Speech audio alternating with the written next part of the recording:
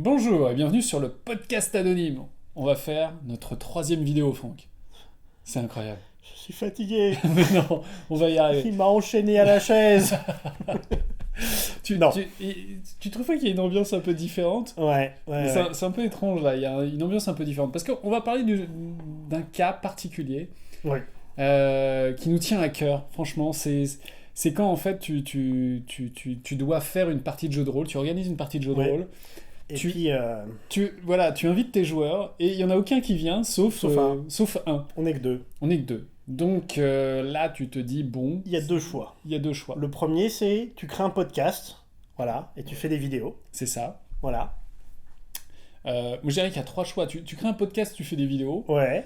En deux, tu fais une partie solo. Mais bon. Ouais. Non, mais c'est. Avec un seul joueur, oui. Un oui, seul oui, joueur. Non, oui, mais oui, c'est sympa, c'est sympa. C'est ça. Sinon, trois, tu abandonnes, mais temporairement, le jeu de rôle et tu joues à autre chose qui est Star. Realms. C'est parce que je préfère que tu le fasses parce que moi, c'est dur à dire. Vas-y, refais-le. Star Realms. Voilà, Star Realms, qui est, alors, peut-être qu'on inaugure quelque chose de nouveau, c'est-à-dire que ce n'est absolument pas du jeu de rôle, c'est, on va dire, c'est du jeu de cartes, du jeu de plateau, hein, finalement, Oui. jeu de cartes plateau, avec une dénomination spéciale que moi je ne connaissais absolument pas parce que je ne suis absolument pas branché cartes, c'est-à-dire que même à l'époque de Magic, ça m'est passé au-dessus de la tête, je n'y connais que dalle. Et toi, tu m'as dit, c'est du deck building. Oui. Alors, qu'est-ce que déjà du deck building, finalement? Il y a deux façons de construire des decks pour un jeu. Il y a Magic, où on passe des heures et des heures et des heures à créer un deck avant sa partie, Et on collectionne. pour perdre. Ça, c'est mon expérience personnelle. Et on collectionne énormément de cartes, Et on perd de l'argent. et on perd de l'argent. Ou on achète un jeu qui permet de construire le deck pendant le jeu. Le jeu, c'est de construire son meilleur deck avec les options qui sont proposées, Et qui aurait besoin que, presque, quasiment que de cartes. voilà, non mais je veux dire que du jeu de base. Ah quoi. oui, oui, On peut oui. jouer avec le jeu de base. On peut jouer avec le jeu de base. Alors, avec le jeu de base, on peut jouer qu'à 2 joueurs. Ouais. Si on achète un deuxième jeu de base, qui est un énorme investissement, parce que c'est une grosse quinzaine d'euros à peu Ouais, près ouais. le paquet, hein, on peut jouer jusqu'à 4. C'est Voilà. ça. Et ça suffit presque à soi-même. Ah, il y a des extensions, mais on n'est pas obligé, c'est pas un jeu de collection. C'est pas un jeu de collection. D'accord. Voilà. Alors, Star Realms. Alors là, c'est moi, c'est le jeu de base que tu m'avais offert. Oui. Tu m'en as offert un deuxième qui, en fait, contient des petites... des petites avancées, des petits trucs en plus Oui. qui se présentaient dans un petit coffret. Donc ça, c'était la version frontière. Voilà. Donc voilà. Et pourquoi on vous parle de ça? Alors, déjà, c'est pour inaugurer un petit peu, on veut un peu élargir, comment dire, un peu le podcast, on veut parler aussi parfois un peu de jeux de plateau, de jeux de cartes, et parce qu'il y a quelque chose. Alors, Franck est très calé, en fait, sur les jeux de plateau. Voilà, c'est une mine d'or, en fait, j'avoue, sur ta connaissance du jeu de plateau. Moi, j'y connais que dalle. C'est pas quelque chose souvent qui m'intéresse, et surtout, moi, j'ai cette particularité, je lis les règles de jeux de plateau, je ne comprends jamais rien. Sauf que, voilà, tu m'as fait jouer à Star Realms, Oui. j'en suis tombé, je peux le dire, j'en suis tombé amoureux, je trouve Voilà. ça absolument dément, et on va dédier un peu cette émission à ce jeu de deck building. Il en est à 500 heures sur l'app, sur son téléphone. Ah oui, parce qu'il y a une application aussi sur téléphone, on peut y jouer. Alors, qu'est-ce que Star Realms? Star Realms. Donc c'est le premier jeu de l'éditeur White Wizard Games, qui a sorti d'autres jeux depuis. Hein. C'était ce forme de petite boîte. Et ils ont voulu faire quelque chose de différent dans le monde du deck building, parce que c'est pas eux qui ont inventé le concept. Voilà. Le concept vient du jeu Dominion, qui a été publié en 2008, de mémoire. Alors, tu vois, moi je lis les règles du jeu, et la première fois que j'ai lu les règles d'un jeu de deck building, je me suis dit, je ne comprends rien. J'achète des cartes que je défausse, à quoi ça me sert, enfin voilà. Et c'est le genre de système, quand on n'y a pas été, voilà, on n'y a jamais joué à un jeu comme ça. C'est un peu comme jouer pour la première fois à Apocalypse World, hein, ou un jeu narrativiste. Quand on n'a jamais fait, ça peut faire peur. Et en fait, ça ne fait pas peur. Il suffit d'avoir des gens qui vous expliquent que c'est un jeu comme les autres. Et ben, le deck building, c'est un jeu comme les autres, où on commence tous avec un paquet de cartes, avec des cartes très basiques. Et ces cartes vont nous permettre d'acheter à chaque tour de jeu des nouvelles cartes. Et ces cartes elles-mêmes vont avoir plus d'action, plus de pouvoir, on peut acheter plus de cartes, elles peuvent attaquer l'adversaire, etc. But, c'est de dégommer les points de vie de son opposant. Ouais, c'est ça. Voilà, on commence tous avec un certain nombre C'est un jeu sur l'amitié. Un jeu sur l'amitié. C'est un jeu où on pilote des flottes spatiales et on explose des planètes et des bases. Voilà, ça va pas plus loin. Voilà, c'est très très simple. Il y a différentes factions, en fait, qui ont chacune leur particularité. Exactement. Leur technologie aussi, et ça se ressent d'ailleurs dans les cartes. Voilà. Et puis on peut tous acheter des cartes de toutes les factions et faire son deck comme on veut en cours de partie. Ah, ça va pas, en fait, acheter des decks, ça va pas à droite à gauche, ça va pas vous rendre beaucoup plus puissant par rapport à celui qui n'en a pas acheté. C'est juste que en fait, vous allez pouvoir en fait créer plein de trucs. Et ça va vous apporter beaucoup plus de possibilités, en fait. Finalement. Voilà. Et l'une des subtilités qu'a apporté dans le milieu ce jeu-là, c'est la notion de combo de cartes. C'est ça. C'est-à-dire qu'on vous parle de cartes de 4 factions, mais quand vous alignez plusieurs cartes de la même faction en même temps sur votre main de cartes, vous avez de plus en plus d'options qui viennent. Moi, j'avoue que j'ai été complètement conquis par ce petit jeu. Moi, je fais partie des gens qui, en fait, parfois lisent les règles. Alors, c'est vrai que le deck building... Moi, j'ai déjà essayé de lire Magic, je sais plus, et puis je sais plus quel autre jeu, mais qui étaient des jeux à collectionner. Ça m'est passé au-dessus de la tête. Franck est arrivé avec ça, il me dit écoute petit tu vas découvrir, il m'a dit je vais pas t'expliquer les règles, on va faire en fait une partie. Voilà. Et j'avoue en fait au départ on pose des cartes, il y a chacun des défauts, des trucs comme ça, enfin bref on se dit mais qu'est-ce que c'est que ce truc, et en fait au fur et à mesure franchement il y a une sorte de magie qui s'opère. Ça se termine, forcément vous avez perdu. Et en fait, la réaction que j'ai eue, c'était de regarder Franck se faire « on recommence ». Et en fait, j'ai adoré, j'ai tout de suite compris le truc. En fait, il y a une logique. Alors, c'est pas que le manuel m'a expliqué, c'est juste moi, en fait, je suis très hermétique à ce genre de jeu.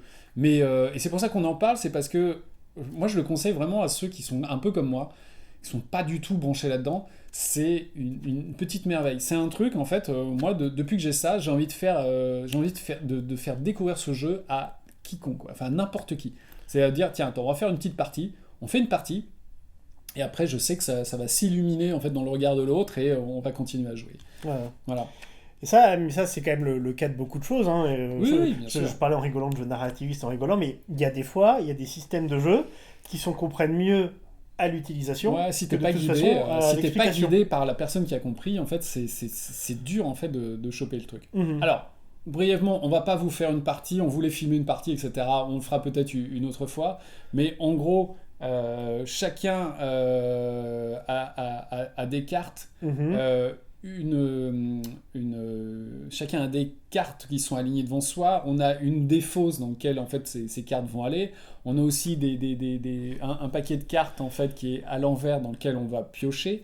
Et devant soi en fait il y a pas mal de véhicules. Ce qu'on appelle le marché. Le marché en fait. Donc toutes les cartes du jeu, vous avez vos cartes à vous de début, hein, mais tout le reste, toutes les cartes du jeu sont dans un seul paquet. Et on en met 5 de visibles. C'est ça. Et c'est là, c'est la phase commune d'achat. Il y a un autre jeu qui avait fait ça avant qui s'appelle Ascension, qui est aussi un jeu de deck building. Donc voilà, ça c'est pas forcément le plus original.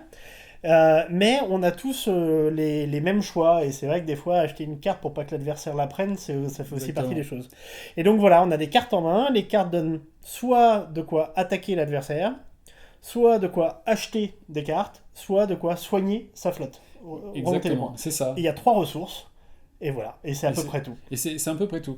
Et il y a forcément, il y a plein de choses, il y a plein de petites subtilités. C'est-à-dire que parfois, en fait, vous avez... Alors, les cartes ont aussi des capacités, en fait. Elles ont des attributs, des capacités, des choses qu'elles vous permettent de faire. Plus de cartes, on fait jeter des cartes à l'adversaire. Ouais, on fait jeter des cartes à l'adversaire. On peut aussi supprimer ses propres cartes, parce que vous allez commencer avec des cartes très basiques, et au fur et à mesure, vous allez avoir des meilleures cartes. Mais tout se met en fait, à un moment donné, dans une sorte de pioche, en fait, et la pioche se mélange. Donc, à un moment donné, il faut se débarrasser de ces cartes les plus basiques pour n'avoir dans sa pioche, en fait, que les cartes les plus puissantes, qui vont, en fait, du coup, en fait, à chaque fois revenir en jeu. Mm-hmm. Donc, il y a plein de petits trucs de tactique qui viennent. Il y en a vraiment beaucoup. Et en fait, le truc, du coup, le jeu, chaque partie n'est jamais la même. Et effectivement, comme tu disais, il y a des combos. Parfois, en fait, vous allez juste infliger 3-4 points à l'adversaire. Parfois, en fait, vous allez presque malgré vous faire une combo qui fait que vous allez infliger 10, 18, 20. En fait, ça grimpe en fait d'une manière exponentielle. Et c'est toujours, enfin, c'est assez Voilà. marrant en fait voilà ce truc-là. Les parties sont super rapides. Bah oui, une partie. 15 minutes. Ouais, une partie, je pense que c'est effectivement c'est 15 minutes. Et puis ça vous permet de continuer à jouer. Si à un moment donné vous vous retrouvez dans le cas où non seulement vous vouliez créer, faire une partie de jeu de rôle, tous vos joueurs sont partis, mais aussi le joueur à qui vous voulez jouer à Star Realms, sachez que là, en fait, dans Frontier, là, dans celui-là, mais je crois qu'il y a aussi dans d'autres extensions, Oui, il y a des cartes en fait pour jouer en solo. Donc on peut jouer aussi en solo, ce qui est Contre le jeu. contre le jeu, ce qui est absolument génial si à un moment donné vous avez personne autour de vous. Voilà, aux Frontières, je sais qu'il y a des cartes en plus là, voilà, il y a des Ouais. cartes de boss pour jouer en solo. Alors j'ai testé, les doigts dans le nez jusqu'au moment où je me suis aperçu qu'il y avait 2 ou 3 trucs que j'avais pas très bien lus et j'ai fait ah oui d'accord ok je vais rejouer. Effectivement je me suis fait un peu plier par les boss, mais c'est quand même bien fait, bien foutu, et ça là les trucs en solo rejoignent en fait beaucoup de ces jeux. D'ailleurs ça se fait de plus en plus avec des règles en solo. On pense on pense à différents jeux, mais on a joué on a un Pandemic Toulouse, d'ailleurs il Oui. faudra en parler, un de ces quatre. On a trouvé on a quelqu'un qui avait fait une règle en solo et j'y ai joué en solo et c'était tout aussi dur, enfin bref. Voilà. Mais en tout cas Star Realms, voilà, c'est à découvrir. Si en fait si vous êtes si vous êtes comme Franck, les règles, les deck building, ça n'a pas trop de secrets et que vous ne connaissez pas, jetez-vous dessus, vraiment. Mhm. Si vous êtes plutôt comme moi, essayez en fait, d'être initié par quelqu'un en fait, qui a Star Realms et qui comprendra mieux que vous, et de faire une partie avec lui. Très honnêtement, hein, on a là-dessus, on a des avis, des goûts complètement différents, Franck et moi, mais là-dessus, franchement, on s'est rejoints, c'est absolument dément. Voilà. Et juste comme ça, il y a aussi une version Heroic Fantasy Oui. qui s'appelle... Alors, d'abord, ils ont sorti un Cthulhu Realms. Non, Cthulhu Realms. je savais même pas. Alors, c'est juste une boîte, il n'y a jamais eu d'extension. C'est le jeu le moins bon de la série, Ah. qui a une iconographie un tout petit peu particulière. Je l'ai à la maison, mais bon, il est franchement ouais. pas terrible. Ouais. Ah bon. Bon, on pourrait l'essayer une Bon, fois on quand même, testera, juste pour on voir. testera.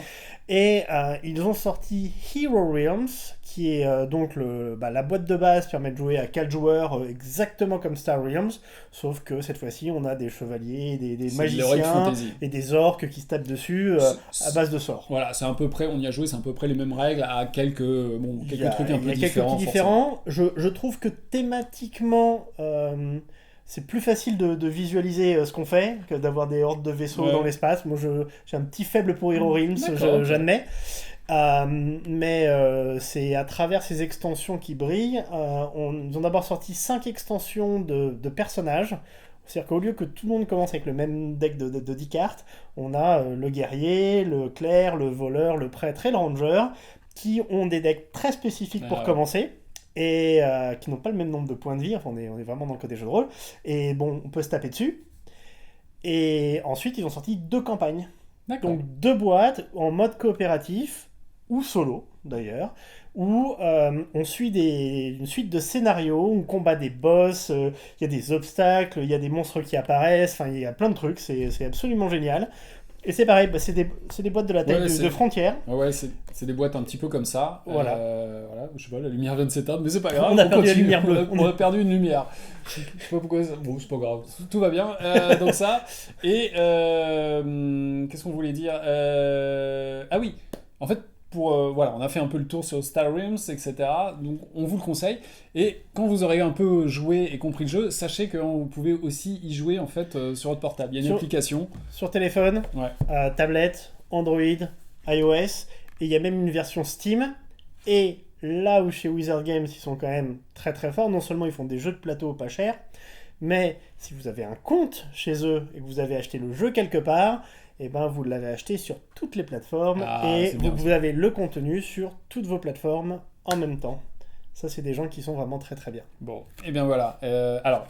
Et bien sûr, Star Realms, c'est disponible, malgré le titre, c'est disponible en français, hein, Oui. rassurez-vous. En français. Voilà, on a fait un peu le tour là-dessus. Si en fait, voilà, si là, on teste un petit peu, bah voilà, on s'est dit que bon, on a le jeu de rôle, mais c'est bien de parler parfois de petits jeux de plateau, enfin de jeux de plateau, de jeux de cartes. Si jamais ça vous a plu et que vous voudriez en fait qu'on en fasse plus là-dessus, eh ben allons-y. Franck est quand même le meilleur là-dessus. Moi, je suivrai un petit peu. Je ferai aussi des petites parties tests et puis bah, je dirai aussi ce que j'en ai pensé. En tout cas, on aura des avis, en fait, des appréciations sur les jeux de plateau complètement différentes et je pense que ça devrait être assez intéressant. Voilà. La prochaine fois, donc, l'équipe du podcast anonyme après une partie de diplomatie. On verra. On verra. On verra. Sur ce bah, pour rappel, Star Realms, bah, c'est bon, hein, mangez-en. Et bah, on vous dit bonne lecture. Et bon jeu.